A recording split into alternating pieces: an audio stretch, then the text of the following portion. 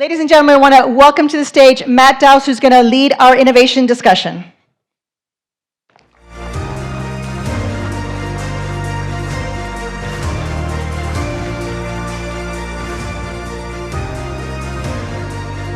Can you hear me?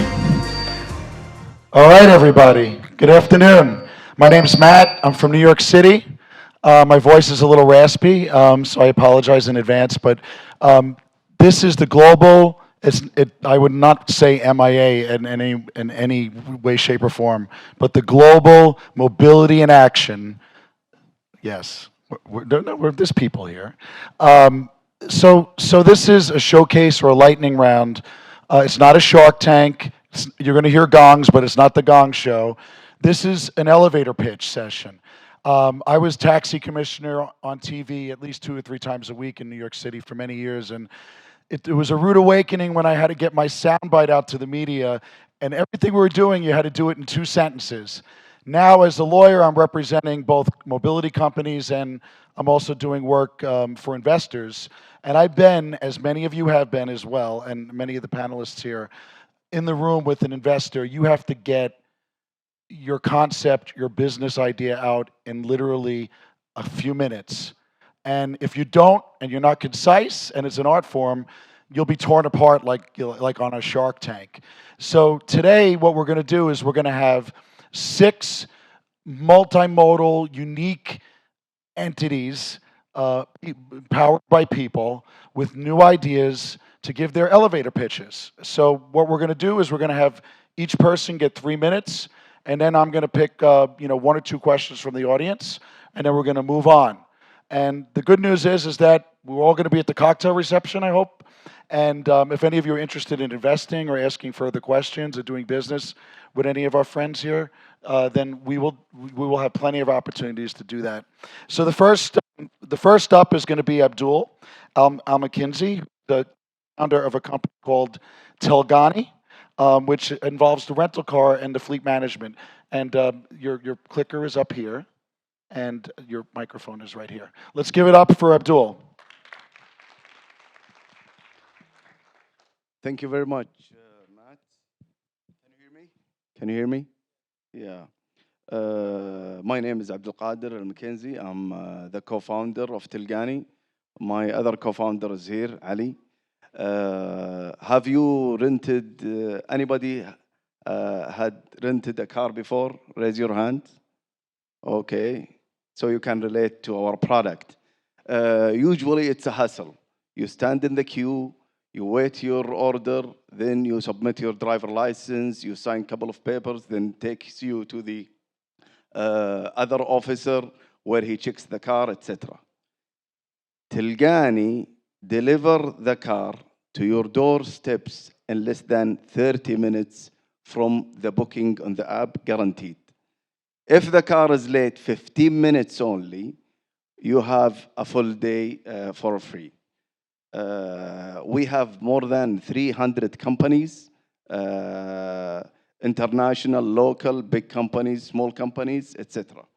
So that's one side of what we make. We have also a shuttle services. We also have a subscription where a customer can subscribe from a month to 3 years, and he has an option to buy the car. We are the biggest and first in Saudi Arabia.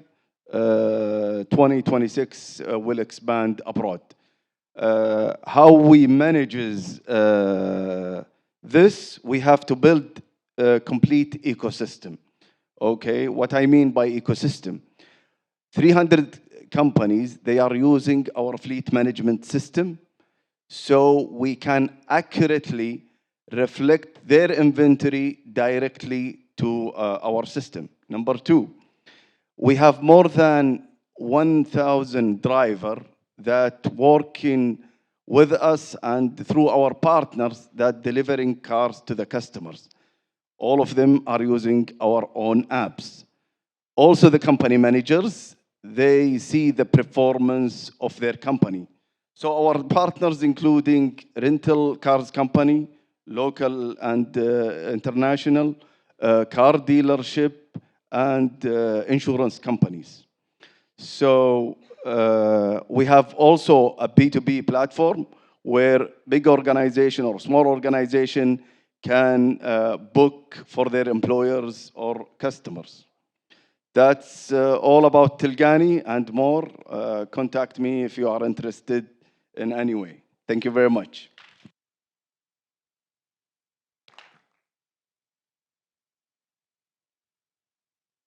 Okay. Okay, we have one. Yes. How much does it cost to rent? Well, from less than $20, including the delivery fee, up to, it depends on your car, etc., etc. But we have a range from $20 per day up to a couple of thousands. And if they don't show up on time, it's free. No, no. If they don't show up, we deduct 1 day. Yeah. If the driver didn't show up, you get a 1 day compensation on time. It's very convenient. Any other questions? Yes. What's the difference between Telgani and top global companies in terms of offering to the consumer?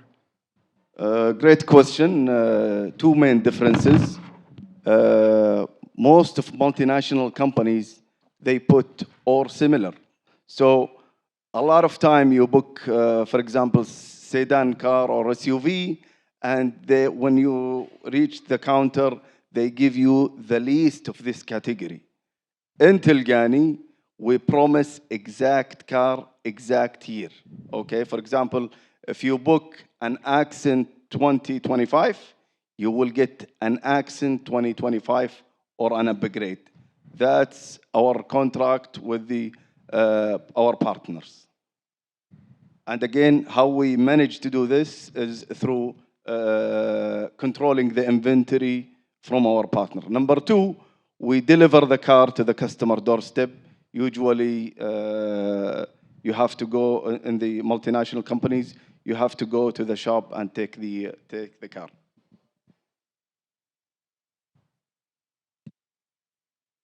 There's one more question over there.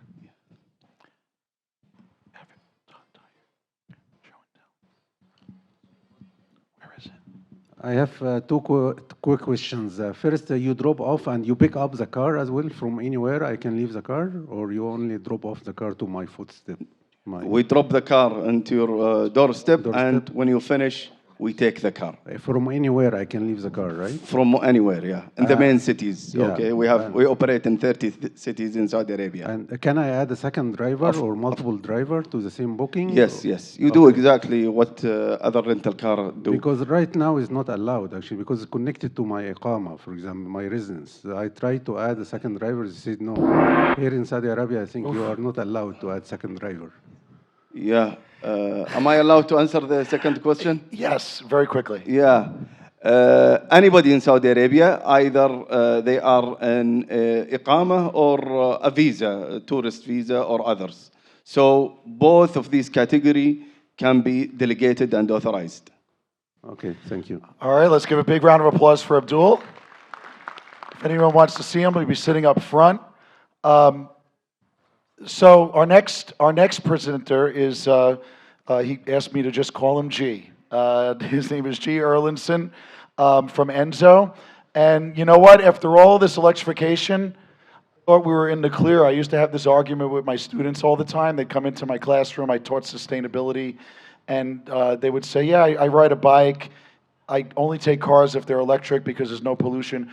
And now we're here talking about how EVs create pollution. Yes. Tires create pollution. We have some show and tell here. So I'd like to introduce G, who's going to talk about his company, ENSO, and how we can stop EV pollution, if you can believe that. Let's give it up for G.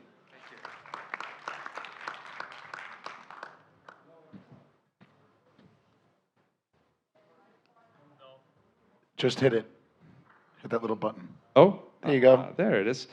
I'm G. I'm from ENSO, and we make better tires for electric vehicles. We're based in the UK, but we're moving to America, and I'm going to talk about Project America. What we do today is we already made the best tires for your Tesla. High energy efficiency, because EVs are 3 times more energy sensitive than fossil fuel cars. High durability, because EVs are the fastest, heaviest sports car you will ever buy. And also, we are changing some of the core raw materials to be more bio-based, renewable, and recyclable feedstocks. We have a partnership as well with Uber, which is a global partnership supported by Prince William. And ultimately, this is where we are today. But the highlight here is this, is that America is the world's largest tire importer. They're completely addicted to foreign tires. The whole economy runs on foreign rubber. 91% of all pickup trucks, for example, in America, drive on foreign rubber as soon as you replace the first set, which is interesting when you think about that.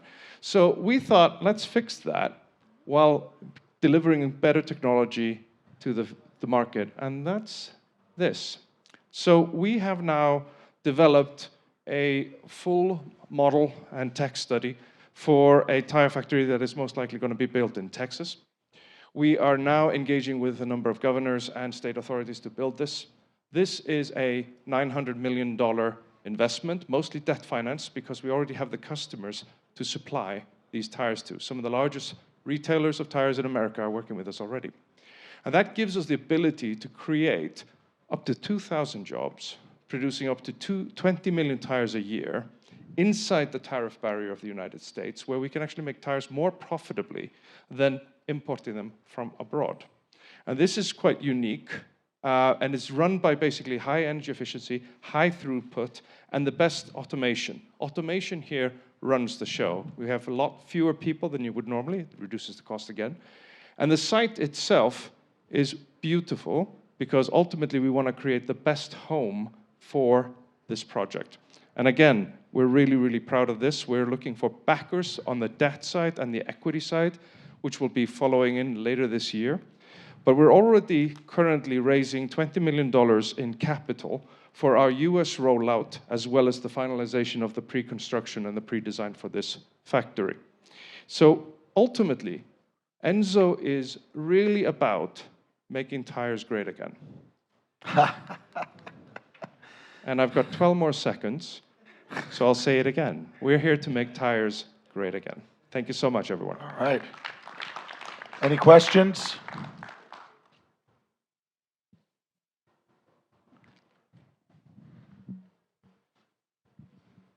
So how do you compare this new tire with airless tire? As you know, like there is a GM and Michelin, they invented this airless tire. Do you think this airless tire can be good for EVs? Doesn't work. Why? It fractures when you hit a speed bump at high speed. You can only use it at low speed applications. Okay, thank you. Okay. Any other questions? We are currently selling our tires in Europe 10% cheaper than Michelin, and in the US will be 10% cheaper than Goodyear. And ultimately, it's about moving the market forward with innovation. For example, in the US and the UK, we're rolling out with Uber, which means that we're now marketing directly to Uber drivers that drive vehicles like Teslas and others. And they consume tires really frequently because they drive 8 or 9 hours a day. So it's very common for an Uber driver right now to replace tires every 4 to 6 months. So we give them a better product that lasts longer, so they buy fewer of them. It's cheaper to buy. And the biggest benefit is usually on the energy bill, because we save so many kilowatts that they, on one hand, get more range in a single day, getting more revenue, basically more trips, and they pay less per mile.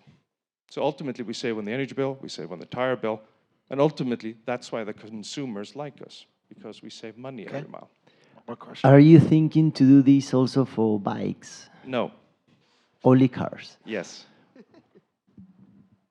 Okay. Over here. Anyone?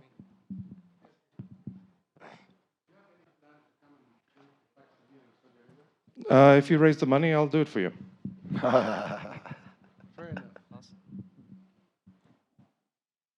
One more? Got 1 minute left.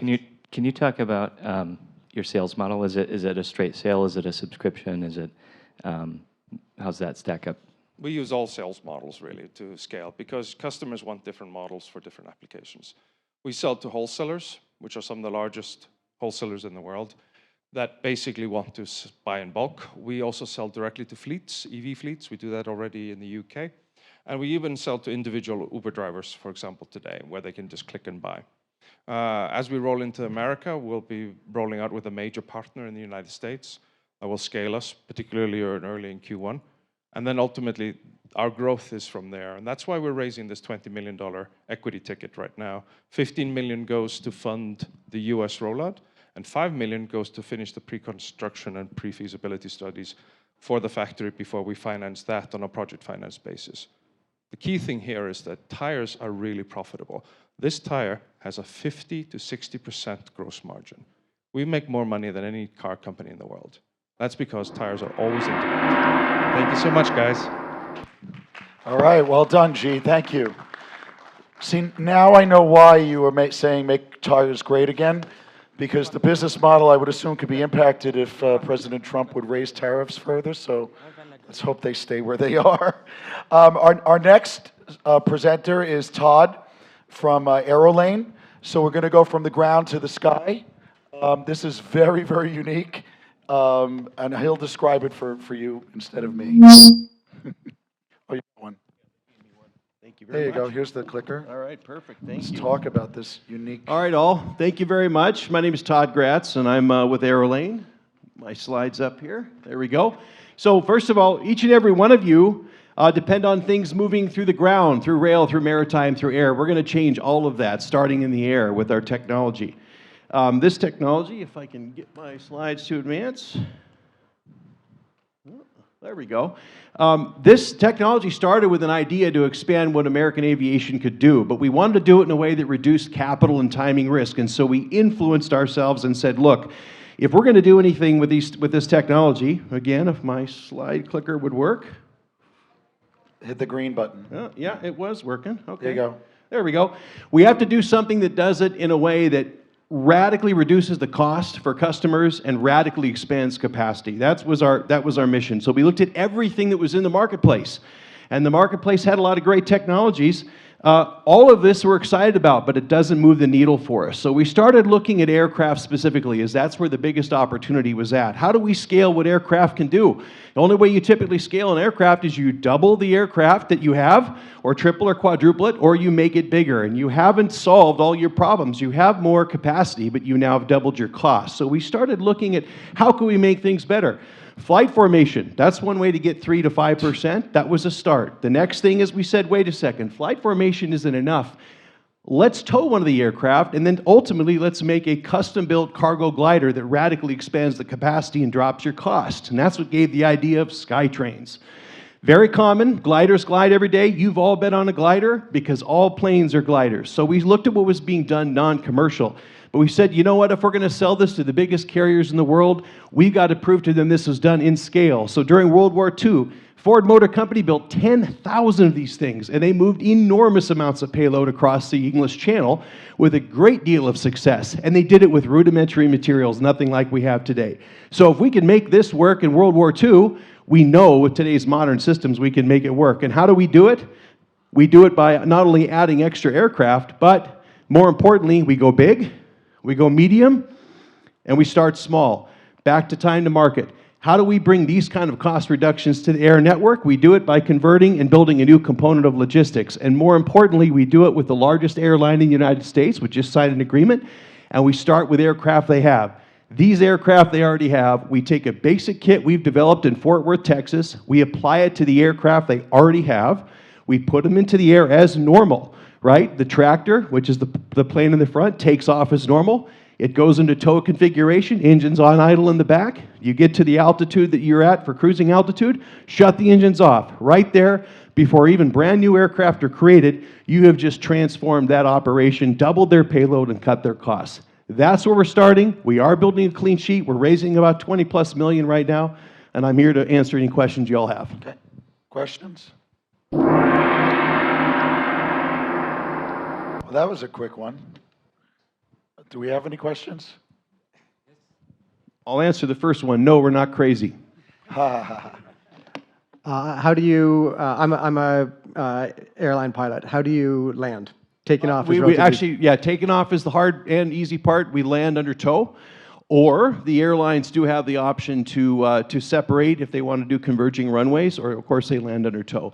As we get into the larger aircraft, probably CRJ, 737 type size stuff, we'll probably separate on final and land as a pair, but that'll all depend on weight categorization and what's happening on the runway. And so the towed aircraft always has its own engine. It's just not used during flight. Correct. And until we get to clean sheet. And then when it's clean sheet, it's a super efficient glider, and we don't need engines on the back. More importantly, crewed front and back. We have no plans to remove the pilots. Don't need to. The economics, and we've done this with the largest logistics companies in the country and two of the largest in the world. The economics are so powerful, especially when you get to 737s. Again, I had to cut all that out for today. When you get to those kind of economics, you still do not need to touch those pilots. There's more than enough return on investment.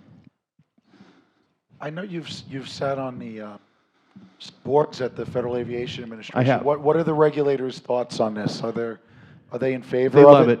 Yeah. Yeah, since day one, we have some of the largest flight test areas ever assembled for new aircraft. We have over 700 miles we've built in Texas and also about a 400-mile range in Florida.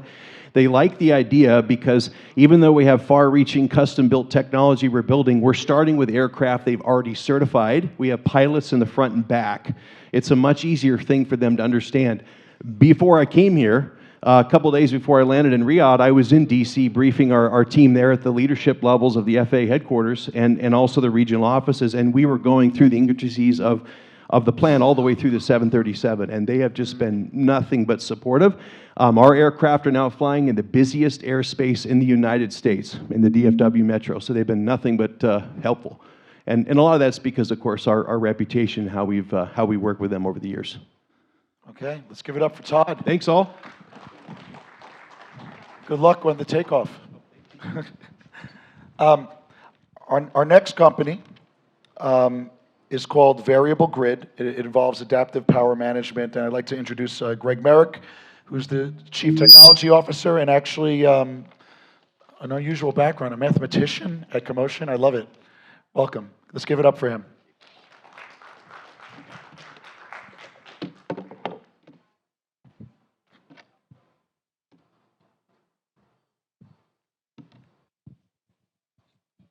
Hello, hello. Hi. Good afternoon. My name is Greg Merrick, and I'm the CTO and co-founder of Variablegrid Adaptive Power. We're proud to be presenting as the winner of the New Mobility Challenge at last month's CoMotion LA. Variablegrid is a 4-year-old company. We're operating in the residential EV charging space, where we design and manufacture an autonomous energy management system which controls OCPP compliant level 2 chargers.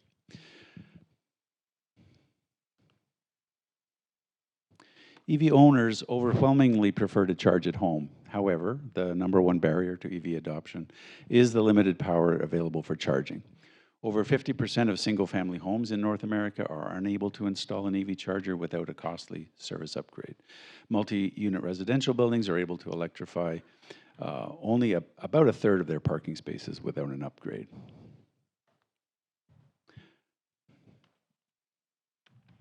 Our patented EV-EMS controller eliminates the need for a service upgrade. Single-family homes can install 1 or more chargers on an older service, and multi-unit buildings can install 4 times more chargers under their existing service. So our solution is cheaper to install, delivers a full charge in a short time, and reduces strain on the grid. We do this through adaptive power management. Our EV-EMS continuously senses the panel load, calculates the precise amount of power available for charging, and adaptively allocates that power across all active chargers. As the building demand rises, allocation to chargers is autonomously reduced. The controller is in the electrical room, but it communicates with our cloud platform to support driver mobile app for charger monitoring and control. The left side of this graph shows the blue area above the annual peak demand is available for charging in a normal situation. However, the right-hand side shows that using adaptive power, the blue area can be much larger because the EV-EMS is protecting the panel by reducing power allocation during peak periods. The home charging market is huge. It's growing at over 20% compound AGR, and we allow everyone to have a charger that wants one. We're working with an expanded list of enterprise clients, including automotive OEMs, utilities, electrical distributors, and large-scale developers. We're the sole supplier of EV charging solutions to Kia Canada, with customers ordering our products directly from their website. Variablegrid continues to gain respect in the industry. We have a unique approach that we use to meet charger demand. Our funding to date has been through angel rounds. We're now working to secure a seed round to further our go-to-market activities, product development, and original research. And we welcome any discussions here or after the conference. Thank you. Was that a premature gong? Question?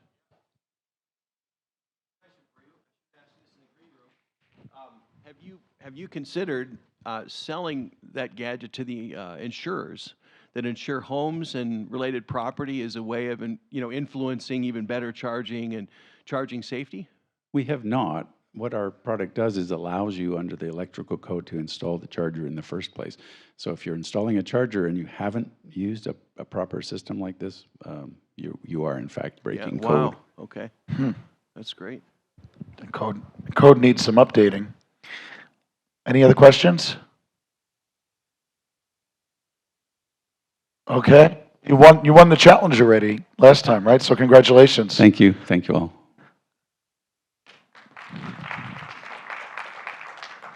Well done. Okay, thank you, Todd. So our next presentation is going to come from Mike Spencer, who's the CEO, former Tesla employee, who has a company now that he founded called Zeno. And we're going to talk about electric motorcycles. We're covering everything today, aren't we? Welcome, Mike. You could use whatever you'd like. If we can turn that on, you got your clicker. Can we give him some juice? Hello, hello, hello. There we go. Great. And reset the gongs. We get. Hello, everyone. Let's make sure clicker's working. Okay. The two first guys in row here are Chris and James. They are motorbike taxi drivers in Kenya. They each spend an average of $2,500 per year fueling their motorbikes, which is more than the average American commuter spends in California annually. For Chris and James, though, this is half of their income. Like Chris and James, there are 600 million motorbikes like the two that you just saw before here. 600 million motorbikes like this, petrol-powered, roaming global roads, guzzling over $400 billion a year in fuel. There's 40 to 50 million new motorbikes like this being sold every year, projected to reach 60 million units a year, which will put us at 1 billion motorbikes on the road by the end of the decade, spending $700 to $800 billion per year on fuel. This global fleet of motorcycles are responsible for roughly 25% of emerging market CO2 emissions and particulate matter coming from these two-wheelers and three-wheelers. Jumping around. We have designed, developed, and are manufacturing a fundamentally better solution for these 600 million motorbike owners today. On the left is our Zeno Imara sport utility electric motorcycle. It delivers leading performance, range, and durability. It's fundamentally a better product on all key consumer preferences and specs than the petrol equivalent.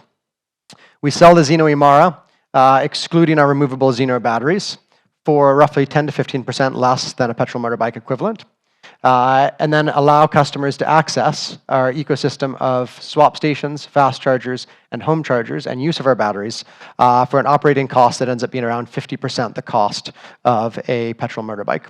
So we have a higher functioning, better quality product that is more affordable to purchase and half the cost to own. We've solved the operational challenges that our customers face by deploying what we call multimodal charging. It is rapidly deployable. So the swap station in the middle here can be installed in around 3 hours. The fast chargers, you see them wall mounted next to it, can be installed in around 45 minutes. Home chargers are an accessory that customers can purchase and take home. So this is Chris and James today. Historically, they were taking home around $6 a day, driving a petrol motorbike, where they were spending $6 to $8 a day on fuel. Today, Chris and James take home $10 to $12 a day, seeing an over 50% increase in the income that they take home daily, while avoiding 2 to 3 carbon tons of emissions every year. We're building out this energy ecosystem that saves customers substantial money, reduces emissions, and generates recurring revenue and profitability for Zeno that is 20 to 40-fold that of a telecom. Perfectly timed. Questions? You can finish. That was my last one. Okay, any questions? Yes, the gentleman over here.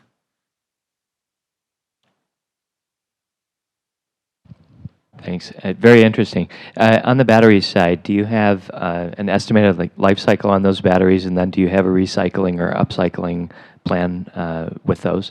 Yep, great question. So the battery is an asset that we own, so it's important that we figure out how to make sure it lasts as long as possible so we can sweat that asset and get long depreciation. So our batteries have been designed internally, ground up, and tested, and last for 2,800 to 3,200 cycles. So that's a 7 to 8 year life cycle before the battery is at an 80% state of health, at which point we can utilize it in a stationary storage or home use application. Some of our batteries are already being used in that application today, but between first life and second life, our batteries have a 15 to 16 year lifespan.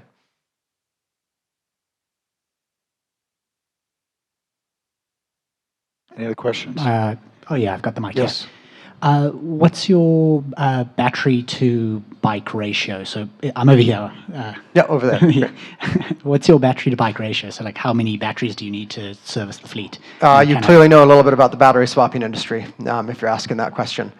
We are, to our knowledge, either the most efficient ratio or the second most efficient ratio in the world, despite being still relatively early in our growth. So early in growth, less optimized, less network efficiency. Today we're at 1.19 battery sets per customer. Okay, we have industry average is around 1.9 or 2, in some cases up to 2.5 battery sets per customer. Did we have another question over there? Yes, I know it's quite a competitive market with a lot of local companies competing with you. How do you manage to remain competitive when local companies are mostly importing vehicles from India or China? Yep, we are China. We are India. Our product is developed in India and uses Chinese and Indian components. So our cost stack is the same, slightly more efficient because we've designed our product better. And the key thing that we've done is our product's more affordable to produce. We're a vertically integrated OEM, so most companies are importing from an OEM. So they're paying somebody else a 25 or 30% margin. We're vertically integrated, we're capturing that. And then the key thing, particularly at scale, is that our charging ecosystem and our infrastructure is dramatically more efficient. So to the previous question, we're running one of the leanest, before we've really started trying, one of the leanest battery to vehicle ratios on the planet. We're able to cycle batteries in less than 45 minutes. Industry average is about 5 hours. Our charge stations can be deployed in 3 to 4 hours. Industry average is around 6 to 9 months.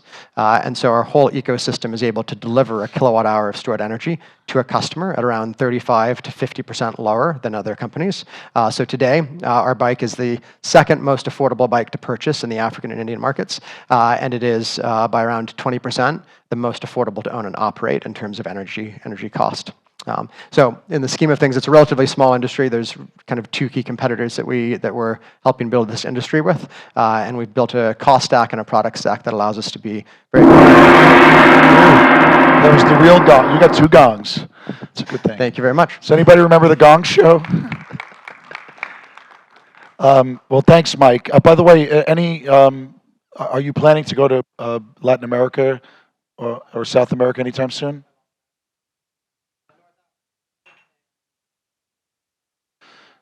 Yeah, it's interesting because in Colombia and other cities in South America, they say, I'm a taxi driver, and they don't specify that they're riding on a motorcycle. And some of these cities have a lot of congestion, so that could be a good next stop for you. Our next and our final innovator is Michael Stewart Ackerman, who's a co-founder and chief marketing officer for a company called Forest. He's from Chile and London. And he's got an e-bike app. And what I found interesting is you went from beer to bikes. That's an interesting transition. He was a marketing officer at Heineken. So let's give it up for Michael. Well rehearsed. Okay.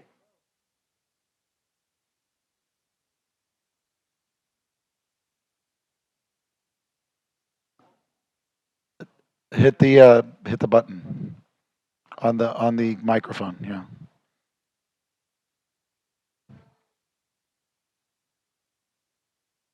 We'll do it fast then. Okay. Okay, well, let's set the scene. Okay, London and micromobility. Let's go quick. So this year, something incredible happened in London. Was the first time that basically bicycle trips overpass motor vehicle trips in the city of London. What that actually means? That means 500 million cycle trips a year. But the really interesting thing here is what is happening with shared cycling. 120 millions. It has grown the same time, 10 times as normal biking. And you will see, you will maybe ask how this compares to Europe in general. Well, London is unique and it's big. 4 times bigger than the run around Paris, as you can see here. Just an anecdote, if I can, we opened a new borough, like London has 32 of them, and basically it's the same size as Copenhagen. But let's go back to what Forest does. Wait, sorry guys, this is a little bit annoying.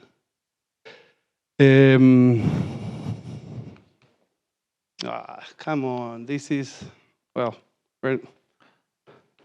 sorry guys. You need to go back. I just wanted to, okay. First, you have seen the micromobility businesses before. We have an app, people use the app, find the bike, rent the bike, and they pay per minute, bundle, subscription if they want more affordable, and then they park the bike in one of our virtual bays.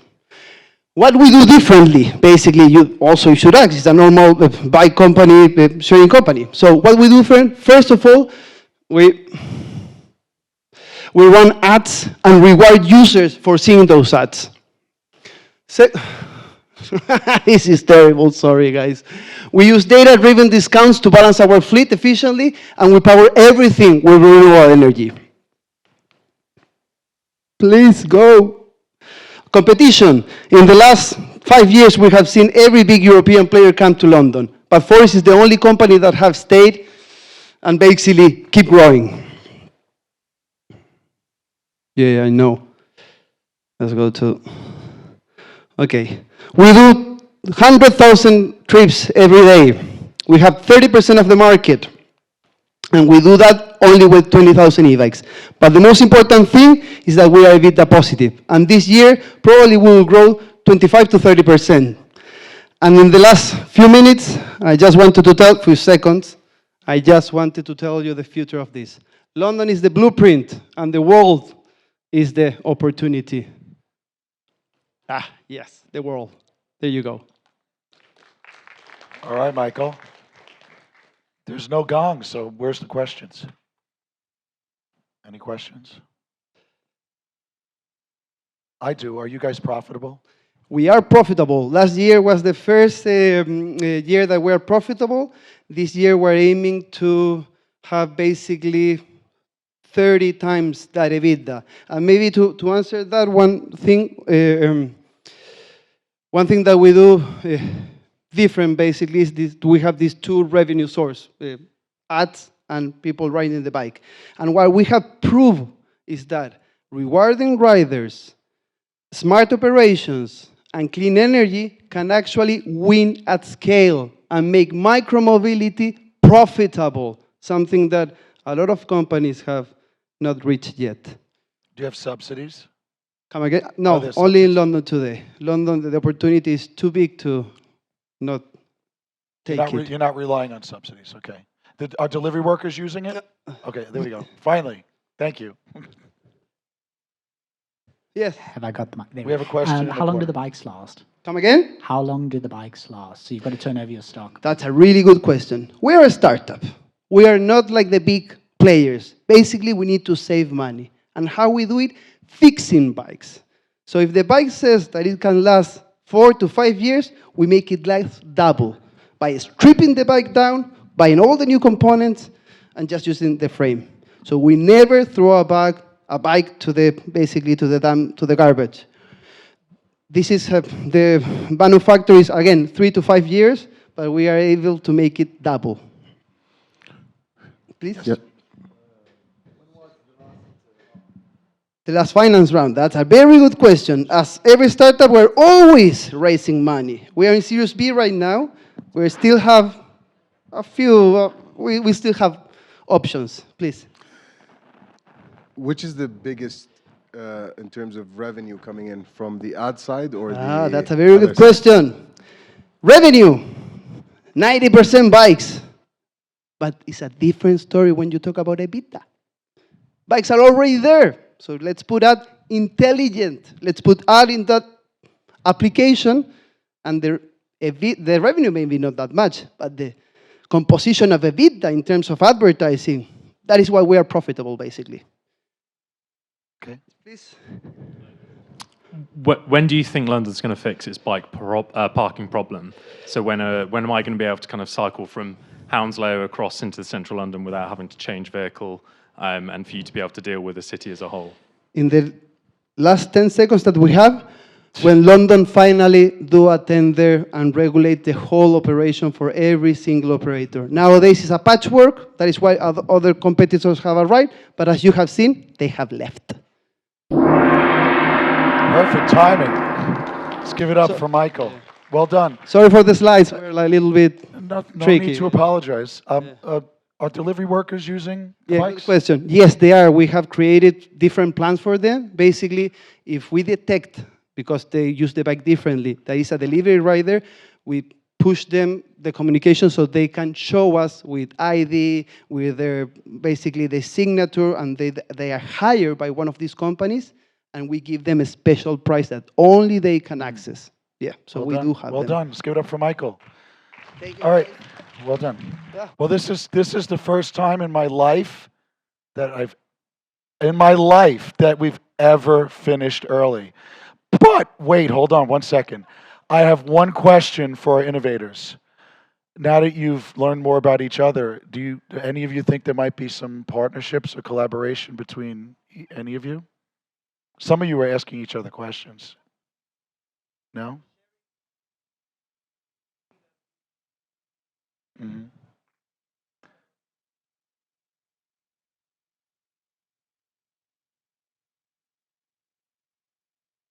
Not just business. In terms of what to expect. We have 5 years working in forest, the company is growing, but well.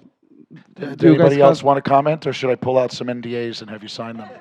I mean, there's some cross-pollination here. I don't know, the tires, I think you answered the question, G. The tires won't work on bikes, but.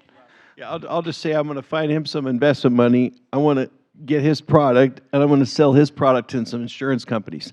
So I've already got the wheels turning. Yeah, I've seen some great ideas. I should pay you all for being here. Wait, I did. All right, anybody else? I still want to finish. Thank you for before raising the all that time. money for me. Just sitting next to you has been fantastic, but there's still some people in the room if you want to chip in too. Okay, anybody else? All right, let's give a big round of applause for our innovators. Well done, gentlemen. Best of luck to you. And if anybody wants to find them, they're sitting up here, or you can grab them at the cocktail hour or find them on WhatsApp. We did it, Vivian. Thank you, everybody.